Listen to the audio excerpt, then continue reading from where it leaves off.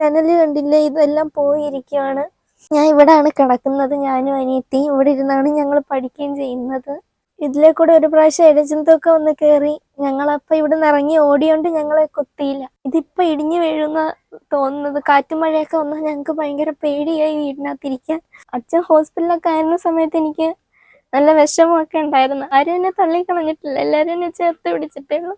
ഇവിടാണ് ഞാനും എൻ്റെ അനിയത്തിയും കിടക്കുന്നത്. പൊട്ടിപ്പൊളിഞ്ഞാണ് ഇരിക്കുന്നത്. ഈ കട്ടിൽ ഫുള്ള് പോയാണ് കിടക്കുന്നത്. ഇവിടുന്നാണ് ഇഴജന്തുക്കളൊക്കെ കയറി വരുന്നത്. ഞങ്ങൾ ഇവിടെ കിടക്കുമ്പം ഒരു പ്രാവശ്യം അവിടുന്ന് ഇഴജന്തു കയറി വന്ന് ഞങ്ങള് പേടിച്ച് ഓടിയില്ലായിരുന്നെങ്കിൽ ഞങ്ങളെ കൊത്തിയേനെ. ഇതാണ് ഞങ്ങളുടെ വീട്. മഴയൊക്കെ പെയ്താ ഒരു തുള്ളി വെള്ളം പോലും പുറത്തോട്ട് പോകത്തില്ല, എല്ലാം അകത്തോട്ടാ വീഴുന്നത്. ഞങ്ങൾ ഇവിടാണ് കിടക്കുന്നത്. രാത്രിയാകുമ്പോ ഇതിലെ കൂടെ ഇഴജന്തുക്കളൊക്കെ കയറും. അതുകൊണ്ട് അമ്മ ഇവിടെ പായ ഇങ്ങനെ ഇട്ട് കെട്ടി വെച്ചിരിക്കുകയാണ്. എല്ലാം പോയിരിക്കുകയാണ്, ഇതെല്ലാം ഒടിഞ്ഞിരിക്കുക. ഈ വീട് ഏത് നിമിഷം വേണമെങ്കിലും തറയിൽ വീഴാം. നല്ല കാറ്റും മഴയൊക്കെ വന്നാൽ ഇതിന്റെ ഈ കട്ടയൊക്കെ തന്നെ ഇപ്പൊ മഴ പെയ്യുകയാണെങ്കിൽ വെള്ളമൊക്കെ വീണ് അത് ഒലിച്ച് പോകുന്നുണ്ട്. ഞങ്ങൾ രണ്ടും ഒറ്റയ്ക്കുള്ള സമയത്ത് തന്നെ ഈ വീട്ടിൽ തന്നെ ഇരിക്കാൻ ഞങ്ങൾക്ക് പേടിയാണ്. കാരണം ഈ കതവ് ജനല് പിന്നെ ഞങ്ങൾക്ക് പേടിയാണ്. ഇവിടെയാണ് ഞാനും എൻ്റെ അനിയത്തിയും കിടക്കുന്നത്. ഇതെല്ലാം പൊട്ടിപ്പൊളിഞ്ഞാണ് ഇരിക്കുന്നത്. ഈ കട്ടിൽ ഫുള്ള് പോയാണ് കിടക്കുന്നത്. പിന്നെ ഇവിടുന്നാണ് ഇഴജന്തുക്കളൊക്കെ കയറി വരുന്നത്. ഞങ്ങൾ ഇവിടെ കിടക്കുമ്പം ഒരു പ്രാവശ്യം അവിടുന്ന് ഇഴജന്തു കയറി വന്ന് ഞങ്ങള് പേടിച്ച് ഓടിയില്ലായിരുന്നെങ്കിൽ ഞങ്ങളെ കൊത്തിയേനെ. അതുകൊണ്ട് ഭയങ്കര പേടിയാണ് ഇപ്പൊ ഈ ഒരു വീട്ടിൽ കിടക്കാനൊക്കെ തന്നെ. ആണ് ഇതിരിക്കുന്നത്. ഇതുവഴിയാണ് ഇഴജന്തുക്കളൊക്കെ കയറി വരുന്നത്. അതുകൊണ്ട് അമ്മ അതിനെ പേടിച്ചും കൂടാണ് ഈ പായൊക്കെ ഇവിടെ മറച്ചിരിക്കുന്നത്.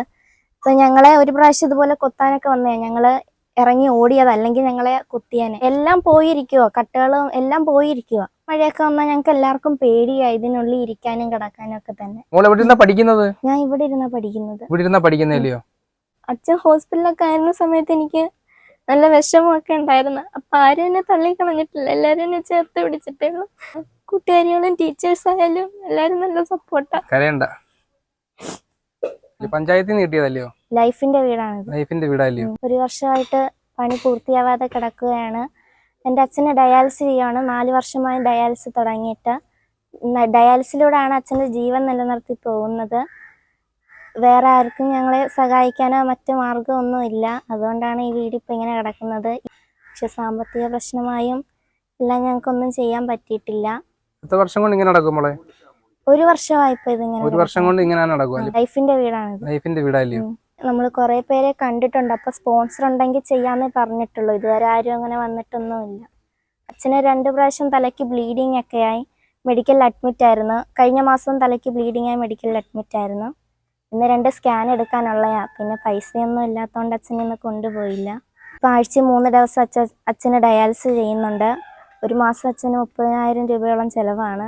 നല്ല മനസ്സുള്ള നാട്ടുകാരുടെ സഹായത്തോടാണ് ഞങ്ങളിപ്പോൾ മുന്നോട്ട് പോകുന്നത്. മറ്റാർക്കും ജോലിക്ക് പോകാനോ ഒന്നും ഒരു മാർഗ്ഗമില്ല. ഇപ്പം എൻ്റെ അമ്മയാണ് പോകുന്നത്. അമ്മയുടെ വരുമാനത്തോടാണ് ഞങ്ങളിപ്പം മുന്നോട്ട് പോകുന്നത്. ഇപ്പം മുകളിലാണ് ഞങ്ങൾ താമസിക്കുന്നത്. അതൊരു പൊട്ടിപ്പൊളിഞ്ഞ വീടാണ്.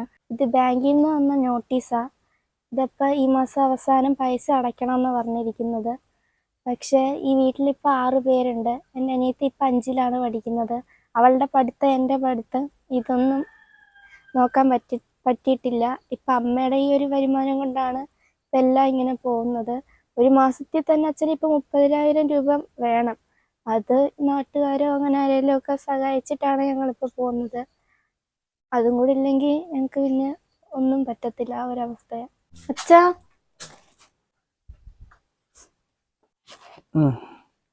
2019 മുതൽ ഞാൻ ഡയാലിസിസിൽ എൻ്റെ 2 കിഡ്നി ഫെയിലായിപ്പോയി.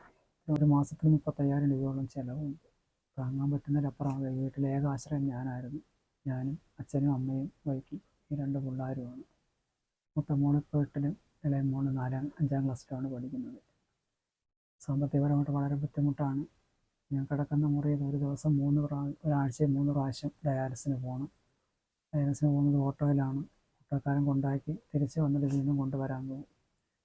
സാമ്പത്തികം എങ്ങനെ കിട്ടുന്നതെന്ന് പോലും എനിക്കറിയാം. നല്ലവരായ ദേശവാസികളുടെ സഹായത്തിലായിരുന്നു ഈ സമയം വരെ ഞങ്ങൾ പൊയ്ക്കൊണ്ടിരുന്നത്. സർക്കാർ ഒരു വീട് തന്നിട്ട് ചിങ്ങമാസത്തിൽ കയറി താമസം നടത്തണമെന്നൊക്കെ നമ്മൾ വളരെയേറെ ആഗ്രഹിച്ചെങ്കിൽ പോലും പലരെയും ഞങ്ങൾ പോയി മുട്ടി. പലരെയും കണ്ടു നോക്കി എല്ലാവരും നമ്മളെ സഹായിക്കാമെന്ന് പറയുന്നതല്ലാതെ ഇന്നൊന്നും നമുക്കൊരു സമാശ്വാസ വാക്ക് കിട്ടി അതൊന്ന് പൂർത്തീകരിച്ചു. വീട് മഴ പെയ്ത് കഴിഞ്ഞാൽ ഇളയ കൊച്ച് ചോദിക്കുന്നത് ഇത് ഇടിഞ്ഞു വീഴുമോ, നമുക്ക് എവിടെയെങ്കിലും പോയി മാറി താമസിക്കാമെന്നൊക്കെയാണ് പറയുന്നത്. അവസ്ഥ അത്ര പരിതാപകരമായത് കൊണ്ടാണ്. കാരണം മറ്റു മാർഗങ്ങളൊന്നും ഇല്ലാത്തത് കൊണ്ട് തന്നെ കുഞ്ഞുങ്ങളുടെ കാര്യങ്ങൾ, വീട്ടിലെ കാര്യങ്ങൾ എങ്ങനെ നടന്നു പോകുന്നതെന്ന് പോലും അറിയത്തില്ല. ഒരു ദിവസം ഒന്നുമില്ലാതെ വന്നപ്പം അമ്പലത്തിലുള്ള ഒരു കടയിൽ പോയാണ് സാധനം കടം മേടിച്ചുകൊണ്ട് വന്നിട്ടാണ് കുഞ്ഞുങ്ങൾ വിശക്കുന്നെന്ന് പറഞ്ഞപ്പോൾ എനിക്കത് താങ്ങാൻ പറ്റിയില്ല. അമ്മയുടെ വരുമാനത്തോടാണ് ഞങ്ങളിപ്പം മുന്നോട്ട് പോകുന്നത്. വേറെ ആരും ഞങ്ങളെ സഹായിക്കാനോ ഒന്നുമില്ല.